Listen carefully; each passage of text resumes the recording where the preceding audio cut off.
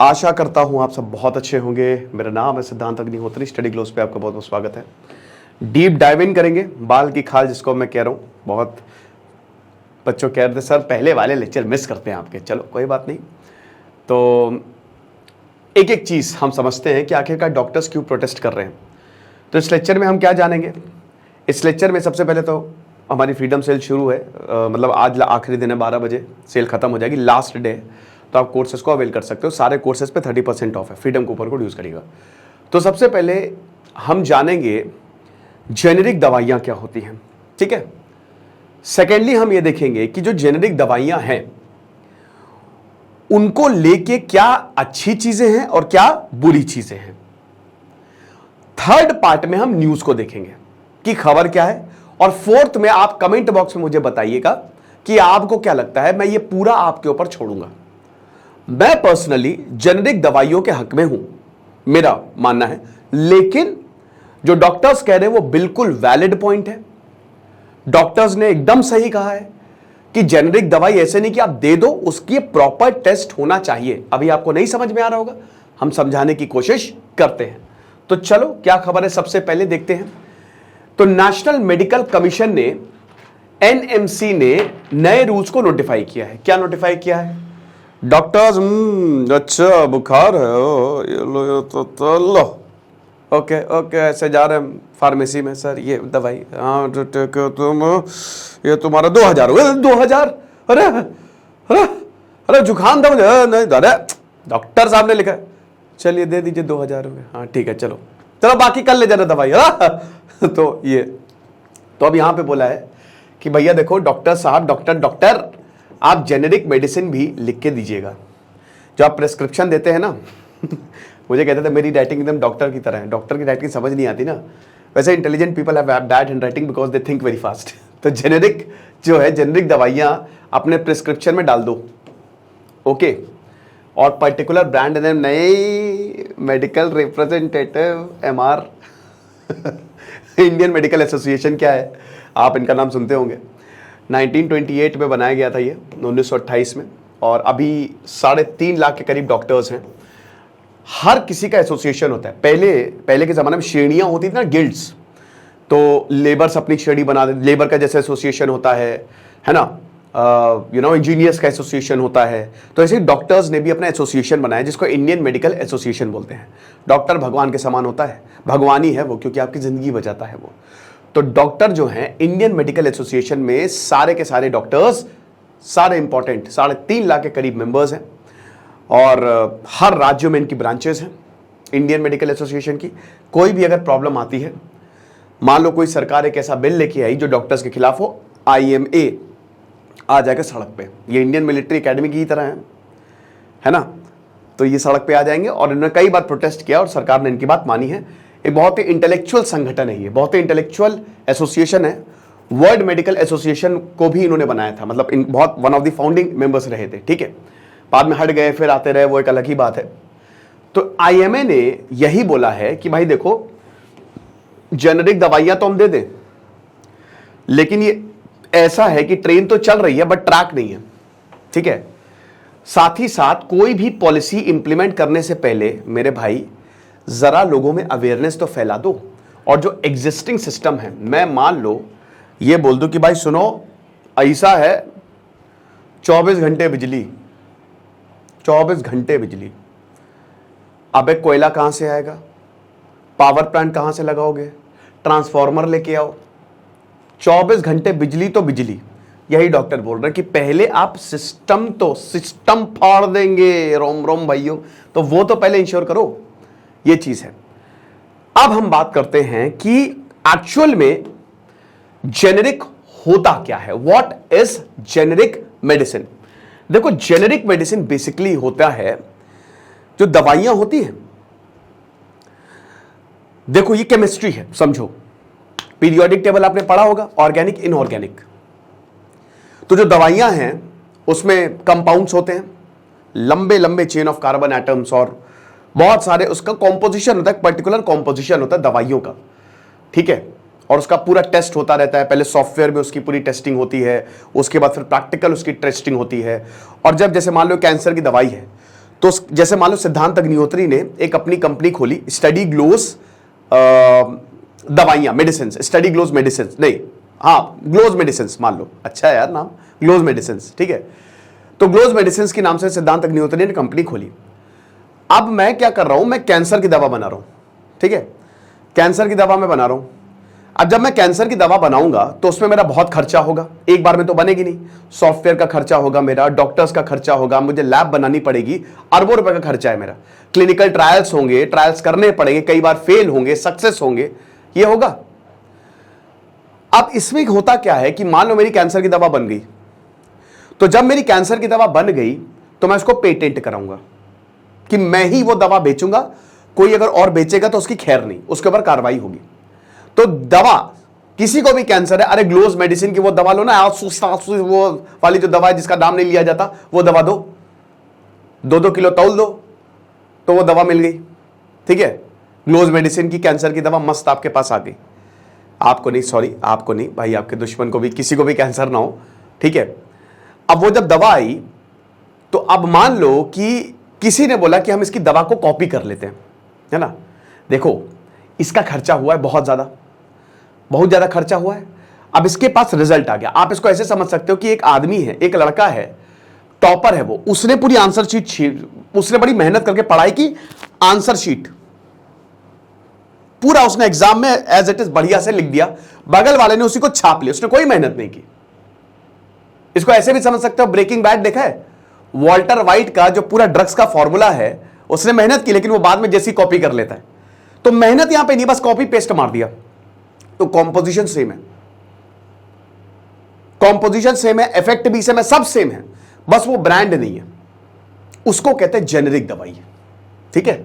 लेकिन वो ऐसा कर नहीं सकता, मेरे बगल वाला करेगा, मारेंगे लपड़, पैसा हमारा लगभग अगले 10-20 साल तक हम बेचेंगे इस दवाई को, उसके बाद तुम छाप लेना। तो फिर मैं जब पेटेंट कराऊंगा तो एक निश्चित समय तक मैं उस दवाई को खूब बेचूंगा, मार्केट में कोई उस दवाई के इर्द गिर्द भी नहीं भटकेगा, और मेरा पैसा रिकवर हो जाएगा, मैं प्रॉफिट कमाऊंगा उससे।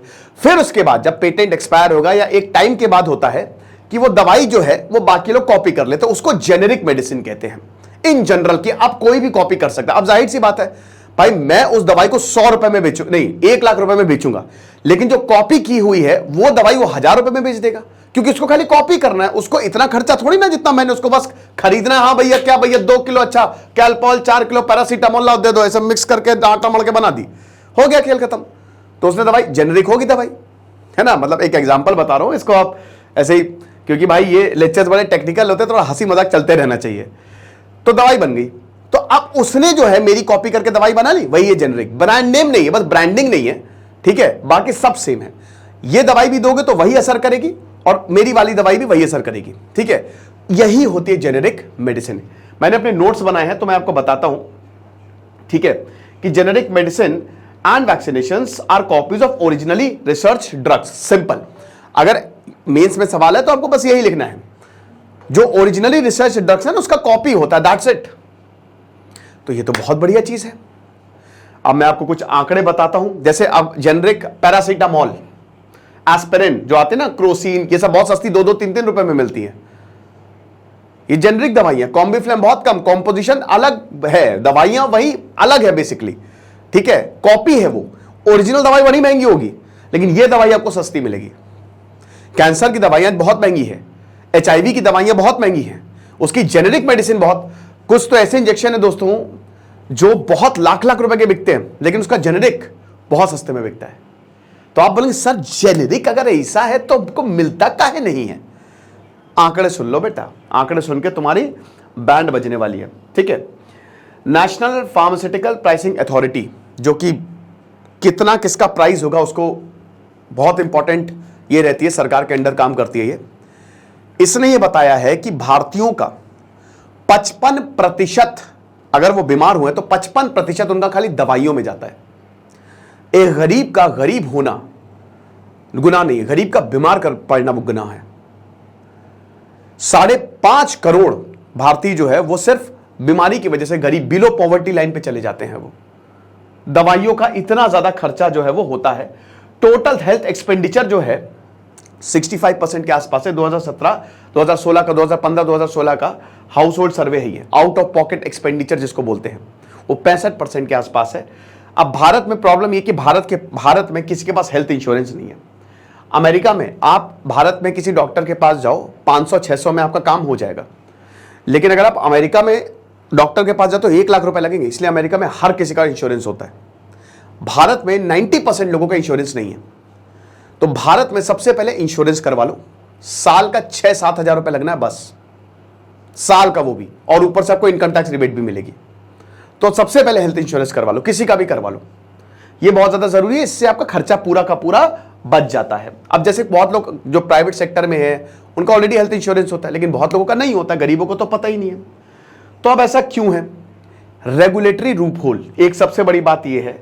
देखो यहां पे क्या होता है ना कि सिंपल सी बात है, जेनेरिक मेडिसिन जो है ना उनका प्रॉफिट एक तो कम होता है, ठीक है, इसलिए जो मेडिकल स्टोर्स है उसको बेचते नहीं है, ठीक है, वो रखते नहीं है जेनेरिक मेडिसिन। हर जगह को जेनेरिक दवाइयां नहीं मिलेगी क्योंकि इनका प्रॉफिट मार्जिन बहुत कम है।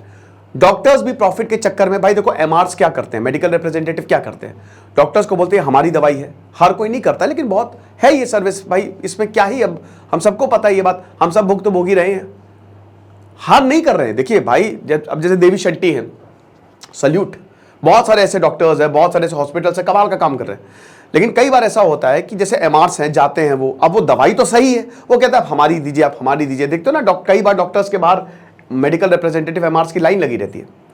तो एक तो ये भी है कि प्रॉफिट के चक्कर में भी हम ये देखते हैं, ये शॉर्टकमिंग्स में आपको बता रहा हूं कि शॉर्टकमिंग्स जो हैं, ठीक है। फिर उसके बाद हेल्थ इंश्योरेंस स्कीम्स जो हैं वो बहुत ज्यादा इफेक्टिव नहीं है हमारे यहाँ।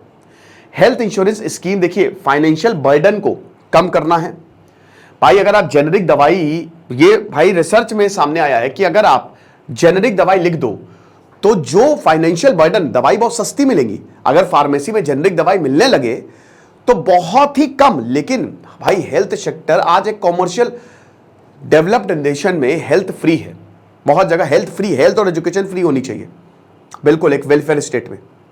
आपकी जो हेल्थ है और आपकी जो एजुकेशन है उसको फ्री करना चाहिए, एकदम मुफ्त।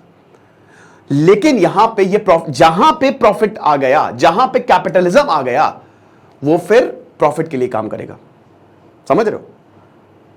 कुछ तो ऐसे हॉस्पिटल है जिनको मंथली टारगेट्स मिलते हैं कि आपको इतना जो है वो रेवेन्यू देना, मैं नाम किसी का नहीं लूंगा, ये चीज है। तो जो सरकारी स्कीम्स है, तो सरकारी स्कीम्स भी ऐसी ना अवेयरनेस है ना कुछ है, बस स्कीम पे स्कीम लॉन्च कर दी, गरीबों को पता ही नहीं है कि अच्छा ये भी स्कीम है हमारे पास, ये भी होता है, ये चीजें, ठीक है ना। तो अब देखिए हॉस्पिटल्स भी क्या करते हैं, कह रहे इस स्कीम को क्या करोगे तुम, छोड़ो, इसमें कुछ नहीं होने वाला, सरकारी है। पेशेंट समझता नहीं, इसके बाहर भाई देखो हर कोई नहीं जाना चाहता सरकारी हॉस्पिटल के अंदर, हर चीज प्राइवेट प्राइवेट प्राइवेट प्राइवेट उनको लगता है। हालांकि सरकारी हॉस्पिटल बढ़िया होते हैं, जैसे यहां पे पीजीआई है, हालांकि वो पूरी तरह से सरकारी नहीं है, वो वहां पे तो बहुत है। एक तो भारत में हॉस्पिटल्स और डॉक्टर्स की भारी कमी है, ठीक है। तो अब यहां पे क्या है ना कि जो संजय गांधी हॉस्पिटल है यहां पे, तो वहां पे ऐसे आप दिखा नहीं सकते, रेफर किया जाता है। अब मेरे दोस्त के पिताजी को ट्यूमर था, हर किसी ने जवाब दे दिया, लेकिन वो सही कर दिया उन्होंने बिल्कुल, और वो एकदम फिट है, राइट। तो ये चीज हमको समझनी पड़ेगी। लेकिन कई बार ऐसे प्राइवेट हॉस्पिटल्स होते हैं वो बस घुमाते रहते हैं, ये प्रॉब्लम है। देन उसके बाद the most important regulatory capture. ये क्या होता है? रेगुलेटरी कैप्चर का मतलब ये है कि अगर जो रेगुलेटरी अथॉरिटी है वो इंटरेस्ट के लिए काम करे, किसी पर्टिकुलर इंटरेस्ट के लिए काम करे। कहने का मतलब ये है कि वो काम करते प्रॉफिट, जैसे सिद्धांत अग्निहोत्री अगर गए कि अरे सुनिए, जागो जागो जागो जागो जागो रे, लीजिए आप, और जरा आप थोड़ा सा इसको जो रूल्स है उनको आप रिलैक्स करिए। तो जब भी रेगुलेटरी अथॉरिटी जो है वो किसी पर्टिकुलर स्पेशल इंटरेस्ट के लिए काम करते हैं तो वो होता है, ये एक सरकार का बहुत बड़ा फेलियर है, क्योंकि अल्टीमेटली भाई जिसको रेगुलेशन करना चाहिए वो उनके साथ मिलकर काम कर रहा है जो प्रॉफिट कमा रहा है, समझ रहे हो, ये चीज है। फिर उसके बाद एक बहुत बड़ी दिक्कत यह है कि कोई इफेक्टिव मॉनिटरिंग मैकेनिज्म नहीं है। जो भाई डिपार्टमेंट ऑफ फार्मास्यूटिकल है और जो एनपीपीए है, ये दोनों ही इंस्टीट्यूशनल अथॉरिटी नहीं है। तो सरकार को सबसे पहले तो एक प्रॉपर रेगुलेटिंग, भाई आईएमए को ही तुम पावर दे दो, सोसाइटीज ऑफ इंडिया एक्ट 1928 के तहत वो रजिस्टर्ड है, तुम आईएमए को पावर दे दो, इंडियन मेडिकल एसोसिएशन को ही, उसी को कुछ ऐसा करके रेगुलेटरी अथॉरिटी बनाओ, बट यहां पे प्रॉपर रेगुलेटरी अथॉरिटी भी, इफेक्टिव मॉनिटरिंग मैकेनिज्म नहीं है। अब सरकार ने काफी स्टेप्स लिए हैं, ठीक है। 2017 में ही सेंट्रल कैबिनेट ने, सेंट्रल गवर्नमेंट ने यह बोला कि डॉक्टर्स को कि भाई जेनेरिक मेडिसिन दो, उनको बोलो, लोगों को, डॉक्टर्स लिखे जेनेरिक मेडिसिन, ताकि जेनेरिक मेडिसिन के बारे में अवेयरनेस फैले। हालांकि अवेयरनेस सरकार फैलाएगी, ठीक है। आप ये सरकार लोगों की वो है कंपनी, आप समझिए लोगों की कंपनी है, तो लोगों की कंपनी लोग तक बात पहुंचाए। प्रॉफिट जो प्राइवेट है वो तो एक पर्टिकुलर इंडिविजुअल की कंपनी होती है, आप समझ रहे हो। तो मेडिकल काउंसिल ऑफ इंडिया ने भी ये ऑर्डर दिया था कि नोटिफिकेशन आप दीजिए क्लॉज 1.5 जो आईएमए का है, ठीक है, कि आप डॉक्टर्स को मैंडेट करिए कि वो जेनेरिक मेडिसिन जो हैं वो लिखें। क्योंकि हम सबको पता है कि भाई देखो, भारत में जेनेरिक मेडिसिन बहुत ज्यादा सक्सेसफुल नहीं है, बाकी जगह है, यूरोप में है, कई जगह सक्सेसफुल, अमेरिका में है, भारत में क्यों सक्सेसफुल नहीं है? पहला पॉइंट, सबसे पहली बात तो भाई प्रॉफिट ड्रिवन नेचर। जो फार्मास्यूटिकल, जो भाई मेडिकल स्टोर होता है, वो प्रॉफिट प्रॉफिट प्रॉफिट देखता है। They are not very much enthusiastic to sell the generic drugs. Why? Because they don't see the profit in that. तो भाई एक कंपनी प्रॉफिट के काम पे, भाई एक उसको अपना घर भी चलाना है, वो प्रॉफिट भी देखेगा, वो जेनेरिक ड्रग्स नहीं, क्योंकि उसमें बहुत लो मार्जिन होता है, समझ रहे हो।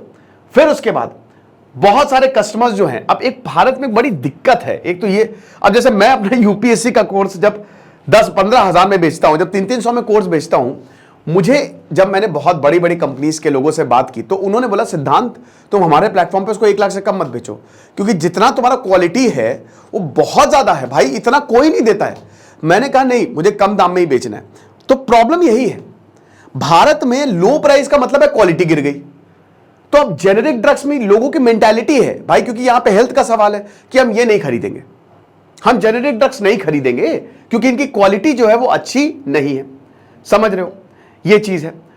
उसके बाद फिर यहां पे ड्रग्स टेक्निकल एडवाइजरी बोर्ड, यहां पे रिटेलर्स को यह बोला गया कि आप एक पर्टिकुलर स्टोर करो, स्टोरेज होगा आपका जेनेरिक मेडिसिन, क्योंकि 90% Indian domestic pharmaceutical markets they sold under brand names.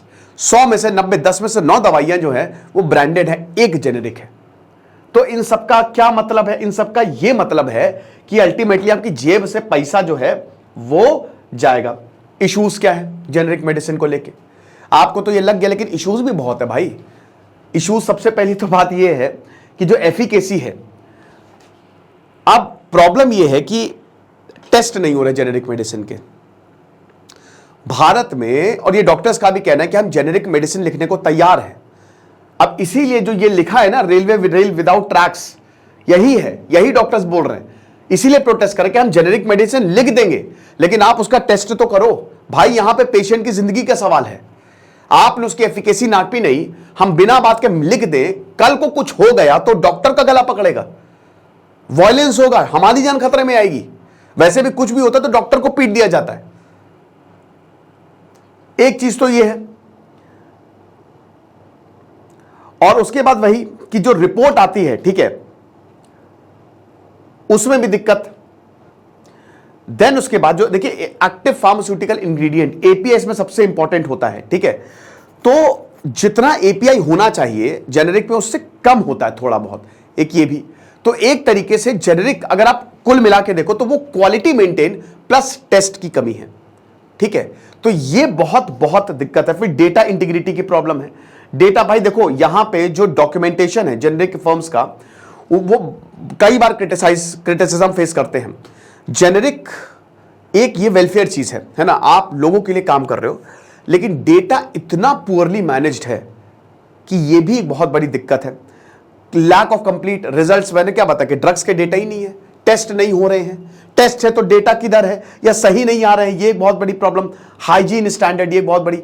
अब जैसे इंडिविजुअल जो होते हैं, ठीक है, अब मान लो कि कई बार ऐसा होता है कि जो जेनेरिक, जहां पे जेनेरिक दवाइयां बनती हैं, वहां पे वो स्टैंडर्ड क्या मेंटेन हो रहे हैं, ये इंस्पेक्शन, अब इसमें तो मॉनिटरिंग होनी चाहिए, सरकार को मॉनिटरिंग करनी चाहिए कि जहां पे जेनेरिक दवाइयां बन रही हैं, क्या वहां प्रॉपर मेजर लिए जा रहे हैं, कंट्रोल दिए जा रहे हैं, ये चीज है, ठीक है। कई बार जो मैन्युफैक्चरिंग यूनिट है वहां पे आपको पेजेंट्स और लिजर्ड्स मिल जाएंगी, कबूतर, और ये, तो ये सारी चीजें हैं।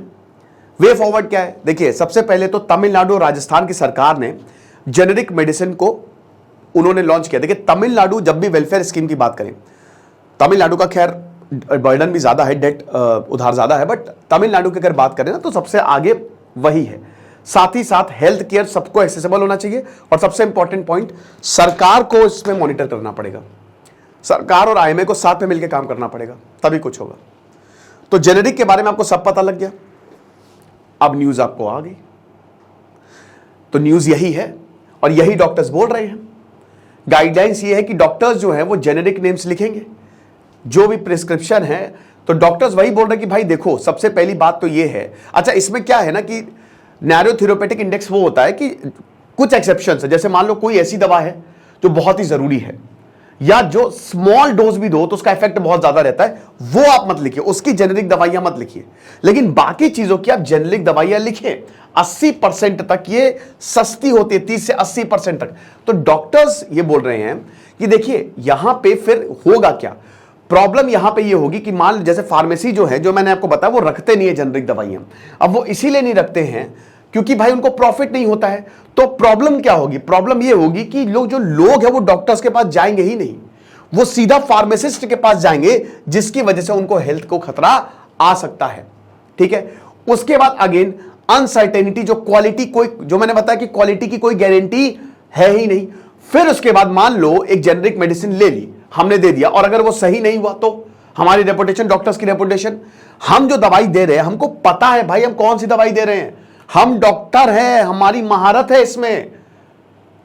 तो जेनेरिक लिख तो देंगे बट वो दवाई भी तो वैसी हो, और अगर कुछ प्रॉब्लम हुई तो बताइए फिर उसको कौन देखेगा, ये हिसाब किताब। ठीक है, और बाकी यही सारी चीजें हैं कि टेस्टिंग का एक बहुत बड़ा इशू है जो मैंने आपको बता दिया। ठीक है, बायो इक्विवेलेंस, अगेन क्वालिटी जो है वो भी एक बहुत बड़ा जो है वो इशू है। ठीक है, तो इसीलिए जो है वो डॉक्टर्स प्रोटेस्ट कर रहे हैं, ये जो आदेश आया है।